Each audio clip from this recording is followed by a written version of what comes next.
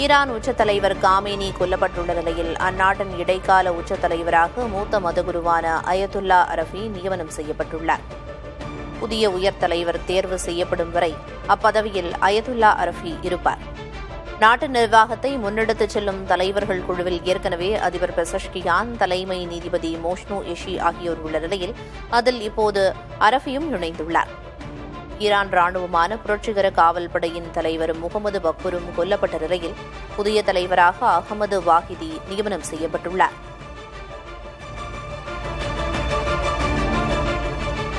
Iran உச்சத் தலைவர் Khamenei கொல்லப்பட்டதை சர்வதேச விதிகளுக்கு எதிரானது என ரஷ்ய அதிபர் விளாடிமிர் புட்டின் கடுமையாக கண்டித்துள்ளார். ஈரான் அதிபர் மசூத் பெசஷ்கியானுக்கு இரங்கல் தெரிவித்துள்ள புட்டின் இது ஒரு திட்டமிடப்பட்ட ஆக்கிரமிப்பு நடவடிக்கை என விமர்சித்துள்ளார். இதனிடையே வளைகுடா பகுதியில் ஏற்பட்டுள்ள வான்வழி போக்குவரத்து தடையால் ஐக்கிய அரபு அமீரகம் மற்றும் மாலத்தீவுகளில் சுமார் 2 லட்சம் ரஷ்ய சுற்றுலா பயணிகள் சிக்கித் தவிக்கின்றனர். துபாய் போன்ற முக்கிய சுற்றுலா தலங்களிலும் ஏவுகணை தாக்குதல் அச்சம் நிலவுவதால் நிலைமை கவலைக்கிடமாக உள்ளது.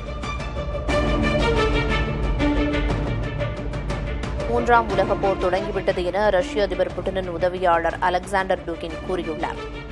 எக்ஸ் சமூக வலைதளத்தில் பதிவிட்டுள்ள அவர், வரலாற்று சுழற்சியில் இறுதிக்கட்டத்தை உலகம் எட்டிவிட்டதாகவும் வரலாறு இறுதி செய்யப்பட்டு வருவதாகவும் கூறியுள்ளார். அலெக்சாண்டர் டுகின் புட்டினின் மூளையாக கருதப்படுபவர் என்பது குறிப்பிடத்தக்கது.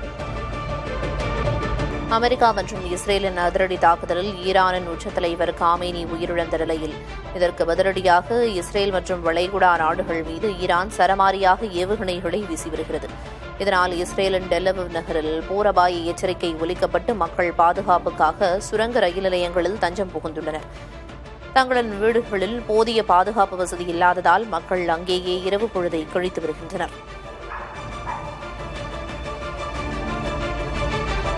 ஈரான் நடத்திய ராக்கெட் தாக்குதலில் இஸ்ரேலின் டெல்லவிவ் நகரில் உள்ள குடியிருப்பு கட்டடங்கள் கடுமையாக சேதமடைந்துள்ளன. சனிக்கிழமை இரவு நிகழ்ந்த இந்த தாக்குதலில் 50 வயது மதிக்கத்தக்க பெண் ஒருவர் உயிரிழந்த நிலையில் 27 பேர் காயமடைந்திருப்பதாக மருத்துவ பிரிவினர் உறுதிப்படுத்தியுள்ளனர். அமெரிக்கா மற்றும் இஸ்ரேல் இணைந்து ஈரான் மீது நடத்திய மிகப்பெரிய தாக்குதலுக்கு பதிலடியாக தற்போது இஸ்ரேல் மற்றும் அமெரிக்க தளங்கள் உள்ள வளைகுடா நாடுகள் மீது ஈரான் ஏவுகணைகளை வீசி வருகிறது. இதனால் அப்பகுதியில் போர் பதற்றம் உச்சக்கட்டத்தை எட்டியுள்ளது.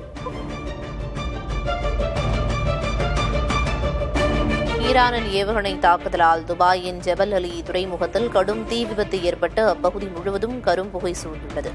ஈரானின் இந்த பதிலடி தாக்குதலில் துபாய் சர்வதேச விமான நிலையம் மற்றும் புகழ்பெற்ற புர்ஜ் அல் அரப் ஹோட்டல் ஆகியவை சேதமடைந்திருப்பதாக தகவல்கள் தெரிவிக்கின்றன.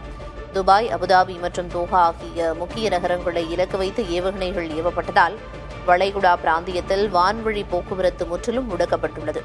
பாதுகாப்பு கருதி பெரும்பாலான விமான நிறுவனங்கள் தங்களது சேவைகளை ரத்து செய்துள்ளன.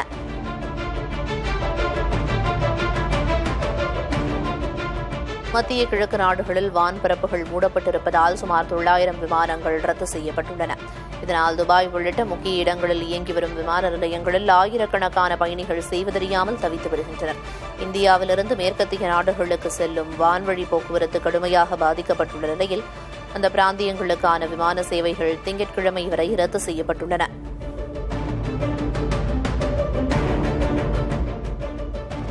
ஈரான் மீது இஸ்ரேல் மற்றும் அமெரிக்கா நடத்தி வரும் தாக்குதலால் கோவை, அபுதாபி இடையே இண்டிகோ விமான சேவை 2வது நாளாக ரத்து செய்யப்பட்டுள்ளது.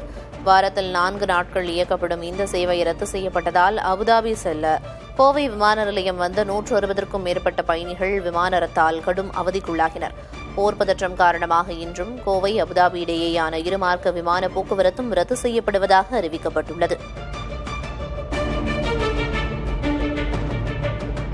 ஈரானில் நிலவும் போர் பதற்றங்களுக்கு இடையே இந்தியாவைச் சேர்ந்த மருத்துவ மாணவர்கள் 1200க்கும் மேற்பட்டோர் அங்கு சிக்கியுள்ளதாக தகவல்கள் கிடைத்துள்ளன. மார்ச் 5ஆம் தேதி பல்கலைக்கழகங்களில் முக்கிய பொதுத் தேர்வு நடைபெற இருப்பதால் அதை எழுதுவதற்காக மாணவர்கள் அங்கு காத்திருக்க வேண்டிய நிலை உள்ளது. தேர்வை எழுதாமல் தாயகம் திரும்பினால் படிப்பே வீணாகிவிடும் என அவர்கள் கவலை தெரிவிக்கின்றனர். அவர்களின் நலனை கருத்தில் கொண்டு தேர்வுகளை ஒத்திவைக்க ஈரான் அரசிடம் வலியுறுத்த மத்திய வெளியுறவுத்துறைக்கு மாணவர்களின் பெற்றோர் கோரிக்கை விடுத்துள்ளனர்.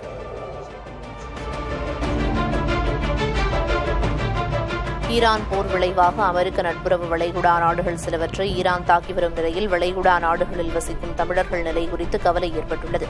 வளைகுடா நாடுகள் தமிழ்நாட்டுக்கு பொருளாதார ரீதியில் முக்கியமானவை. வளைகுடா நாடுகளில் சுமார் 16 லட்சம் தமிழர்கள் வசிக்கிறார்கள். 2024-25 நிதியாண்டில் தமிழ்நாட்டுக்கு சுமார் 1.3 லட்சம் வெளிநாட்டு நிதி வந்துள்ளது. இதில் 35 விழுக்காடு முதல் 40 விழுக்காடு வரை சவுதி அரேபியா, ஐக்கிய அரபு அமீரகம், கத்தார் போன்ற வளைகுடா நாடுகளிலிருந்து வந்திருக்கிறது. சுமார் 50,000 கோடி வரை வளைகுடா நாடுகளிலிருந்து தமிழர்கள் தமிழ்நாட்டுக்கு வருகின்றார்கள். தற்போது வளைகுடா நாடுகளை போர் மேகங்கள் சூழ்ந்திருக்கும் நிலையில் தமிழர்களின் உயிருக்கு ஆபத்து ஏற்பட்டிருப்பதோடு தமிழ்நாட்டின் பொருளாதாரத்திற்கும் பாதிப்பு ஏற்படும் சூழல் உருவாகியுள்ளது.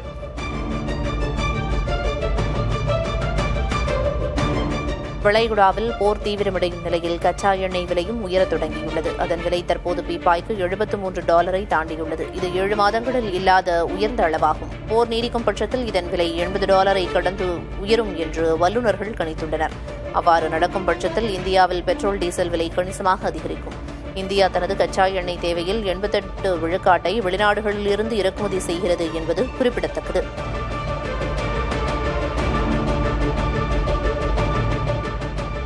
ஈரானுக்கும் அமெரிக்கா, இஸ்ரேலுக்கும் இடையே நடைபெற்று வரும் மோதலால் இந்தியாவுக்கு கச்சா எண்ணெய் வாங்குவதில் உடனடி பாதிப்பில்லை என தெரியவந்துள்ளது. 15 முதல் 17 நாட்களுக்கு தேவையான எண்ணெய் இருப்பில் இருப்பதாக பெட்ரோலிய அமைச்சக அதிகாரிகள் தெரிவித்துள்ளனர். ஈரான் தனது அருகில் உள்ள ஹோர்முஸ் நீரிணையை மூடியதாக தகவல்கள் வந்திருக்கும் நிலையில் மத்திய அரசின் விளக்கம் வெளியாகியுள்ளது. உலகின் கச்சா எண்ணெய் எரிவாயு போக்குவரத்தில் 5 ஒரு பகுதி இந்த நீரிணை வழியாகவே நடைபெறுகிறது. இந்த நீரிணை தொடர்ந்து மூடப்பட்டால் சமையல் எரிவாயு, உரம் இறக்குமதியும் பாதிக்கும்.